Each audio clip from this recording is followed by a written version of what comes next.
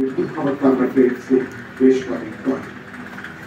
আমি আরো একবার শহীদ আবু সাইদ সহ আমাদের শহীদ সহ সবার জন্য আমি প্রতি শ্রদ্ধা জানাই।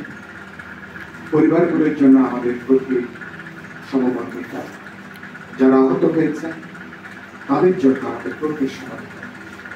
1 মাসের বেশি পার পেয়েছে। আহতদের এখনো পর্যন্ত অনেকেই উপযুক্ত কোন চিকিৎসার ব্যবস্থা করা। আমি এখান থেকে দাবি জানাতে চাই, শুধু ঢাকাতে না, সারা দেশে হাসপাতালগুলোর একটা বিশেষ জায়গা নির্ধারণ দরকার, যেখানে আহত ছাত্র, তরুণ, শ্রমিক, সাধারণ মানুষের সর্বোচ্চ যেখানে চিকিৎসার ব্যবস্থা। মুক্তিযুদ্ধের পর পঙ্গু আহত মুক্তিযোদ্ধাদেরকে জার্মানি সহ ইউরোপের বিভিন্ন দেশে উন্নত চিকিৎসার জন্য নেওয়া হয়েছে, যারা ইতিহাস তারা জানেন। আমি দাবি করতে চাই, প্রয়োজন হলে যারা এখন গুরুতরভাবে যারা অসুস্থ আছেন, আহত হয়ে আছেন, 1-2 দিন 3 দিনে আমরা মারা যাওয়ার খবর পাচ্ছি, অগ্রাধিকারের ভিত্তিতে তাদেরকে পৃথিবীর উন্নত দেশগুলোতে তাদের উপযুক্ত চিকিৎসা নেবার জন্য, যাতে তারা যেতে পারে, সেই ব্যবস্থা নেবার জন্য আমরা দাবি জানাচ্ছি।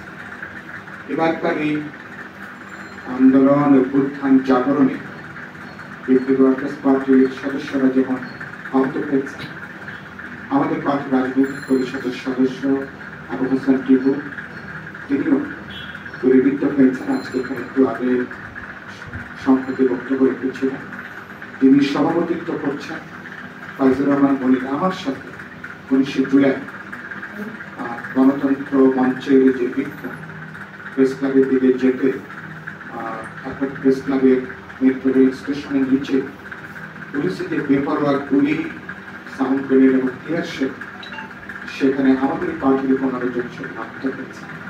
গণতন্ত্র মঞ্চের 38 জন আহত হয়েছিলেন। আমি নিজে জোনাল সাব্বির সহ আমরা অনেকে, রফিকুল ইসলাম বাবলুর মঞ্চের তিনি মাথায় আঘাত, আমাদের অসংখ্য। তাদের এই শুধুমাত্র এখানে 16 বছর ধরে আমি নিজেই তো 7বার 8বার আমি নিজে এবং আমার সহকর্মীরা আমরা পুলিশ দ্বারা অত্যাচারিত হয়েছি, আহত হয়েছি। আমাকে কমপক্ষে 4বার হাসপাতালে যেতে হয়েছে গত 16 বছরে। ফলে এটা অনেক রক্তের বিনিময়ে, অনেক ত্যাগের বিনিময়ে অর্জিত এই তো সেখানে মানুষের প্রত্যাশার জায়গাটা হচ্ছে অনেক বেশি। কিন্তু আমরা ইতিমধ্যে আমরা বেশ কিছু ঊর্ধ্বত্বের কথাবার্তা শুনতে পাচ্ছি, আপনারা সেটা শুনেছেন, যে আমরা ইতিমধ্যে আমাদের যে অর্জন, সে আমাদের জাতীয় পতাকা, আমাদের জাতীয় সঙ্গীত পরিবর্তনের প্রস্তাব উত্থাপিত হয়েছে।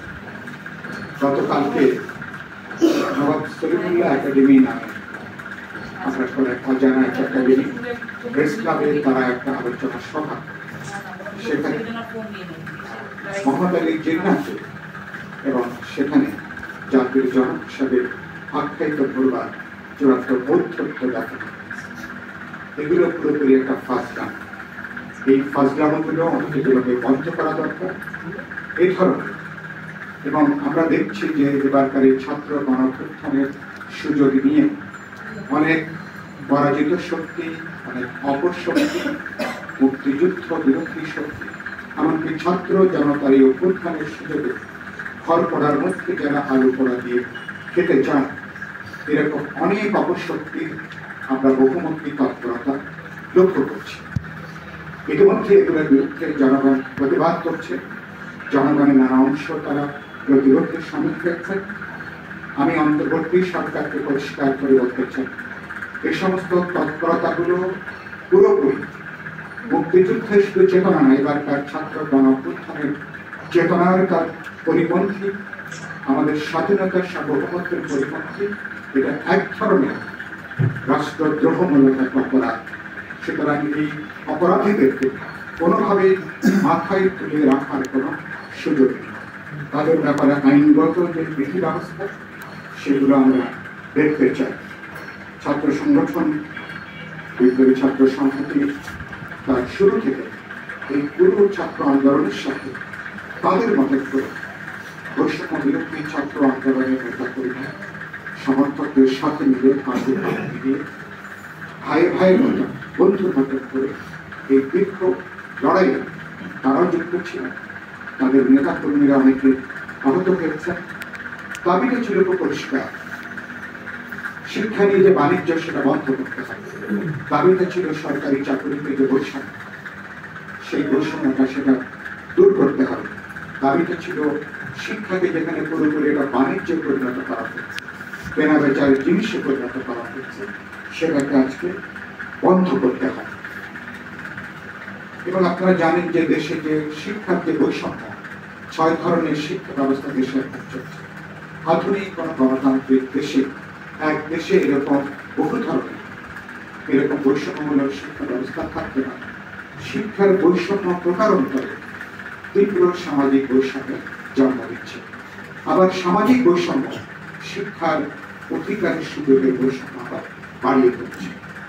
গণঅভ্যুত্থানিক চেতনার জায়গা থেকে বলতে চাই, আমি সমাজের বহু জায়গায় যেমন পরিবর্তন করতে হবে, বৈষম্য বিলোপ করতে হবে, শিক্ষার বৈষম্য বিলোপ করা যায়। গণঅভ্যুত্থানের খুব গুরুত্বপূর্ণ কর্তব্য আমাদের সামনে আসছে।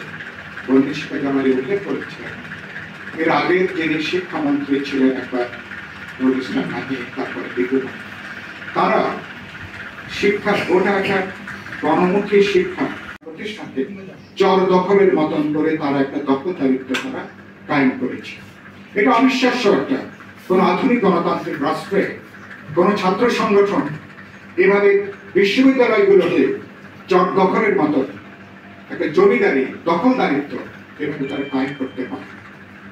তাদের বিরুদ্ধে কোনো শব্দ উচ্চারণ পর্যন্ত করা যেত না। আমি যেদিন ছাত্ররা ওদেরকে ধাওয়া দিয়ে বিশ্ববিদ্যালয় থেকে বের করে দিয়েছে, আমি সেদিন মন্তব্য করেছিলাম, সরকার অর্থে তার নেয়, বিশ্ববিদ্যালয়গুলো দখলদারি মুক্ত হওয়া মানে বাংলাদেশ মুক্ত হওয়ার অর্থের কাজ ইতিমধ্যে সম্পন্ন হয়েছে। ছাত্র তরুণদের সাথে শ্রমজীবী সাধারণ মানুষ যখন যুক্ত হয়েছে, বাকি কাজটা রাজনৈতিক দলগুলোর সর্বাত্মক সমর্থন পদ্ধতি, বাকি কাজটা আমরা সম্পন্ন করতে সক্ষম হয়েছে। আমি নতুন যিনি এখন শিক্ষা উপদেষ্টা, তিনি প্রত্যক্ষভাবে ঢাকা বিশ্ববিদ্যালয় অর্থনীতি বিভাগে, তিনি আমারও শিক্ষক। আমি সবাইকে বলতে চাই, গোটা শিক্ষা কারিকুলামটা নতুনভাবে সাজানো দরকার। একবিংশ শতাব্দীর উপযোগী আধুনিক বিজ্ঞান মনস্ক, যুক্তিবাদী, অসাম্প্রদায়িক